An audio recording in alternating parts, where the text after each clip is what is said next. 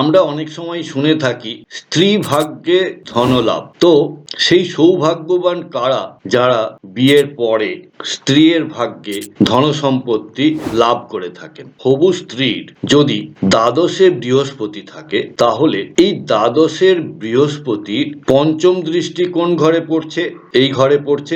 নবম দৃষ্টি পড়ছে এই ঘরে। যদি আমরা লগ্নটাকে মেষ ধরে নিই, তাহলে আমরা যদি এই ঘরটি দেখি তাহলে এটি হচ্ছে লগ্নের ভিত্তিতে অষ্টম ঘর। এবারে আপনারা দেখুন, লগ্ন তার সমসপ্তম হলো তার পার্টনার বা তার হাজব্যান্ড। সেই হাজব্যান্ডের দ্বিতীয় ঘর, যেটাকে আমরা ধনভাব বলি, সেই ধনভাব হলো দ্বিতীয় ঘর। এই ঘরের সাপেক্ষে দ্বিতীয় ঘর হলো এটা, এবং এই ঘরে বৃহস্পতির নবম দৃষ্টি রয়েছে।